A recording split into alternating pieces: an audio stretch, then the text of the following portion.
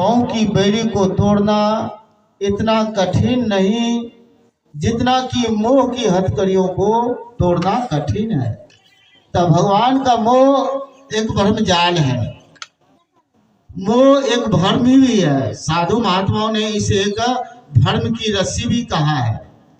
एक बार सौदागरों का काफिला जा रहा था, उन सब के पास 100 ऊँट थे।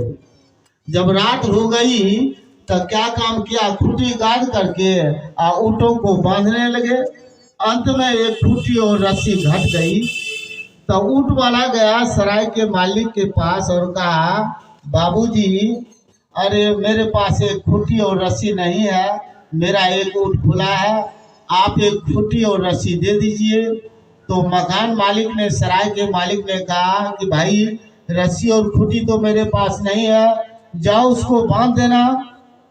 ऊँट वाला कहने लगे कि यदि मेरे पास रस्सी खूंटी होती तो मैं आपके पास क्यों आता, मुझे रस्सी खूंटी चाहिए। तो सराय का जो मालिक था उसने कहा, अरे तुम मेरी बात नहीं समझा, मेरे कहने का मतलब है कि जिस तरह खूंटी गाड़ी जाती है, रस्सी बांधी जाती है, उसी तरह तुम ऊँट के सामने करना और पीठ ठोक देना, ऊँट समझेगा कि हमको बांध दिया।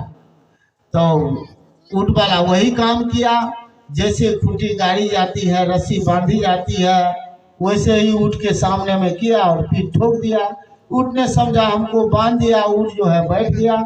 सवेरा होने पर सभी बंधे हुए ऊँटों को खोला, वे सब चलने लगे।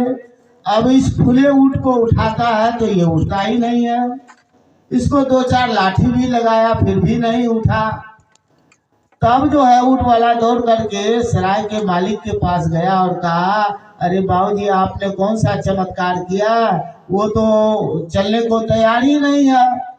तो सराय का जो मालिक था उसने कहा, जाओ उसको खोल देना।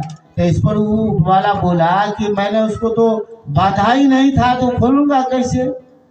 तो सराय के मालिक ने कहा कि अरे जिस तरह तुमने उसको झूठे बांधा था, झूठे जाकर के खोल दो, वो समझेगा कि हमको खोल दिया। तो जैसे बांधा गया था वैसे ही जाकर खोल दिया। ऊँट समझा कि मुझे खोल दिया। ऊँट जो है उठ करके खड़ा हो गया, चलने लगा। हम लोग भी इसी तरह से बंधन में पड़े हुए हैं।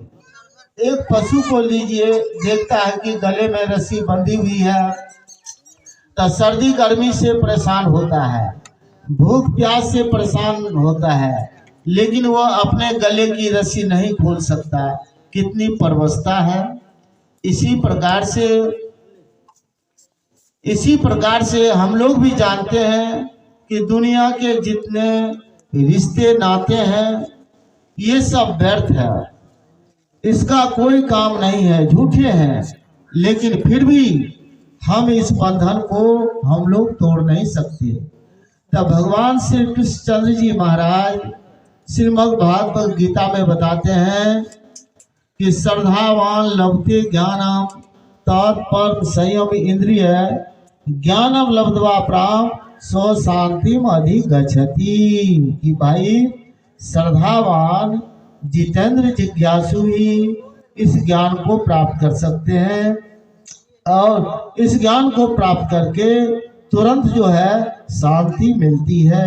इसीलिए भगवान कृष्ण कहते हैं कि तस्मात् ज्ञान हतस्तम ज्ञान सिन्हा छित्वा एनम असंशयम अतिष्ठ उत्तिष्ठ भारथा।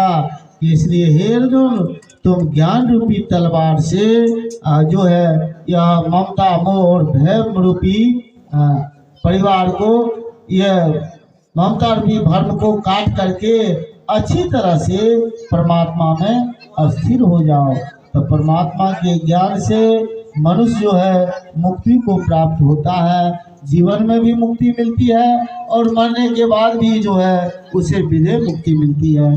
तभी कहा कि सत्संगत्वम निसंगत्वम, निसंगत्वम निर्मोहत्वम, निर्मोहत्वम निश्चलितत्वम, निश्चलितत्वम जीवन मुक्ति। कि भाई सत्संग से संसार के प्रति जो विषय चिंतन होती है, वह विषय चिंतन के जगह हरि चिंतन होगा, भगवान की चर्चा होगी। और नहीं, अगर सत्संग में आप नहीं हैं तो ईश्वर भक्ति के जगह, ईश्वर चर्चा के जगह पर संसार की ही चर्चा होती है।